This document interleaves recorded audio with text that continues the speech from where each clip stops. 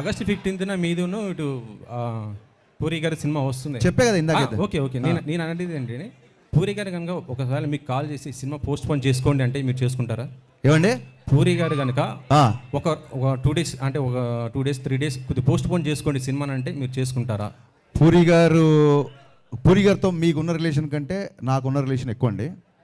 So ఆయన కనుక ఒక విషయాన్ని కాల్ చేసి చెప్తున్నాడంటే అది పర్సనల్గా మా ఇద్దరి మధ్య అవుతుంది. ఆ కాల్ వచ్చింది 90% నాకు తెలిసిన ఆయన అలాంటి కాల్స్ చేయడు ఫస్ట్ ఆఫ్ ఆల్. సో మీరు చాలా బాగా ట్రై చేశారు. నేనేమనుకున్నా అంటే దీన్ని 2 రౌండ్లు పెడదాం అనుకున్నా. ఒకటేమో క్యాజువల్ రౌండ్, ఇంకోటేమో కాంట్రవర్సీ రౌండ్. సో కాంట్రవర్సీ రౌండ్లోకి వెళ్ళినప్పుడు మనం ఈ క్వశ్చన్కి ఆన్సర్ చేస్తాం. అంతే అంటారా? హరీష్ గారు, విశ్వ గారికి అడుగుతున్నాను సార్. హైపోథెటికల్ క్వశ్చన్స్ ఎందుకండి, జరిగాయి ఇప్పుడు.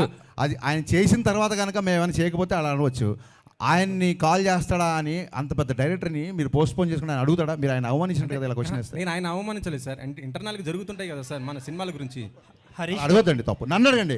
మీరు కనుక పూరి గారిని రిక్వెస్ట్ చేస్తారా నన్ను అడగండి. ఆయన కంటే నాకు చాలా చిన్నోని కాబట్టి నన్ను అడగండి. మీరు ఆయన అడగొద్దండి ప్లీజ్.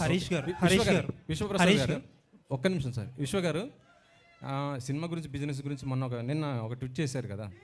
సినిమా అదే బిజినెస్ అనేది కొద్దిగా ఇంటర్నల్ ఇష్యూస్ అవి బయట పెట్టకూడదు, మాట్లాడకూడదు అన్నారు.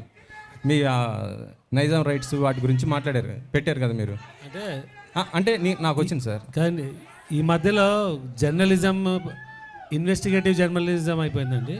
ఒక క్రిమినల్ ఇష్యూకి మీరు ఇన్వెస్టిగేటివ్ జర్నలిజం చేసి బయట పెట్టడం వేరు, ఒక ప్రైవేట్ బిజినెస్లో ఇన్వెస్టిగేటివ్ యాటిట్యూడ్ వేరు.